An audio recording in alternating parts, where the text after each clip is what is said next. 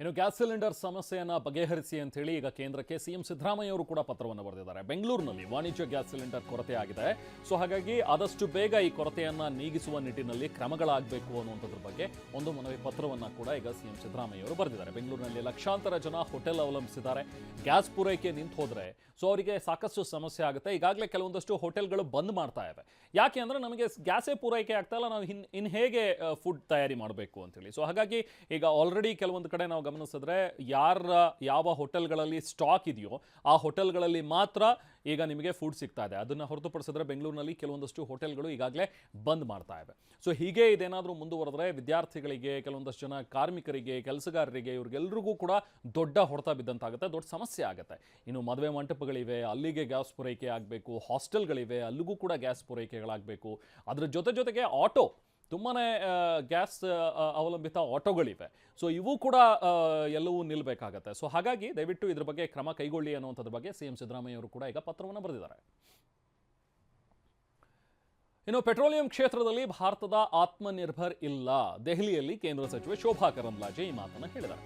ಕೇಂದ್ರ ಸಚಿವರಾಗಿರುವಂತಹ ಶೋಭಾ ಕರಂದ್ಲಾಜೆ ಅವರು ಹೇಳ್ತಾ ಇರೋದು ಪೆಟ್ರೋಲಿಯಂ ಕ್ಷೇತ್ರದಲ್ಲಿ ಆತ್ಮನಿರ್ಭರ್, ನಾವೆಲ್ಲದರಲ್ಲೂ ಕೂಡ ಮೇಕ್ ಇನ್ ಇಂಡಿಯಾ, ಆತ್ಮನಿರ್ಭರ್ ಅನ್ನುವಂಥದ್ದನ್ನು ಹೇಳ್ತೀವಿ. ಸ್ವತಃ ಈಗ ಕೇಂದ್ರ ಸಚಿವರೇ ಇದನ್ನು ಹೇಳ್ತಾ ಇದ್ದಾರೆ.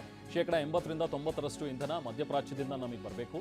ಸೊ ಯುದ್ಧದಿಂದ ಇಂಧನ ಪೂರೈಕೆಯಲ್ಲಿ ವ್ಯತ್ಯಯ ಉಂಟಾಗಿದೆ. ಸೊ ದೆಹಲಿಯಲ್ಲಿ ಕೇಂದ್ರ ಸಚಿವೆ ಶೋಭಾ ಕರಂದ್ಲಾಜೆ ಅವರು ಕೊಟ್ಟಿರುವಂತಹ ಸ್ಟೇಟ್ಮೆಂಟ್ ಇದು. ಕರ್ನಾಟಕ ಸೇರಿದಂತೆ ಬೇರೆ ಬೇರೆ ಕಡೆ LPG ಸಮಸ್ಯೆ ಆಗ್ತಾ ಇದೆ ಅನ್ನುವಂಥದ್ದನ್ನು ಕೂಡ ಅವರು ಹೇಳ್ಕೊಂಡಿದ್ದಾರೆ. ವಿಶ್ವದಲ್ಲಿ ಒಂದು ದೊಡ್ಡ ಜಿಯೋ ಪೊಲಿಟಿಕಲ್ ವಾರ್ ನಡೀತಾ ಇದೆ. ಭಾರತ ಪೆಟ್ರೋಲಿಯಂ ಪ್ರಾಡಕ್ಟ್ಸಲ್ಲಿ ಆತ್ಮನಿರ್ಭರ ಇಲ್ಲ. ಅದು ನ್ಯಾಚುರಲ್ ಆಗಿ ಸಿಗುವಂಥದ್ದು. ಸಹಜವಾಗಿ ನಮಗೆ 80-90% ಗ್ಯಾಸು ಮತ್ತು ಪೆಟ್ರೋಲಿಯಂ ಪ್ರಾಡಕ್ಟ್ಸು ಮಿಡ್ಲ್ ಈಸ್ಟಿಂದಲೇ ಬರಬೇಕಾಗಿದೆ.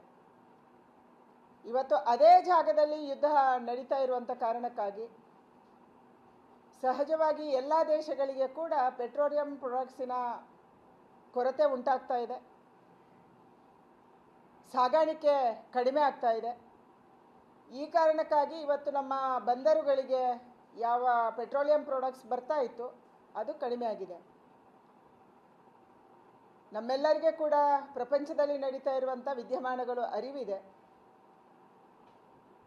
ನಿನ್ನೆ ನಾನು ಹರ್ದೀಪ್ ಸಿಂಗ್ ಪುರಿ ಅವರಿಗೆ ಮಾತಾಡಿದೆ. ಇವತ್ತು ಖುದ್ದಾಗಿ ಭೇಟಿ ಮಾಡಿ ಕರ್ನಾಟಕದ ಮತ್ತು ದೇಶದ ಹಲವಾರು ಭಾಗಗಳ ಸ್ಪೆಷಲಿ ಹೋಟೆಲ್ ಉದ್ಯಮದ ಭಾವನೆಗಳನ್ನು, ಅವರ ಸಮಸ್ಯೆಯನ್ನು ತಿಳಿಸಿದ್ದೀನಿ.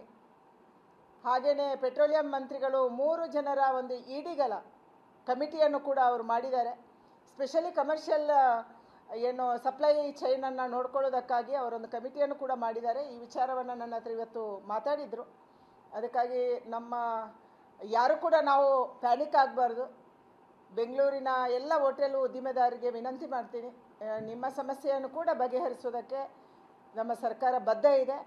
ಆದರೆ ಸಹಜವಾಗಿ ವಿಶ್ವದ ವಿದ್ಯಮಾನಗಳನ್ನು ನಾವೆಲ್ಲರೂ ಕೂಡ ಗಮನಿಸಬೇಕು. ಜನ ಇದರ ಜೊತೆ ಸಹಕರಿಸಬೇಕು.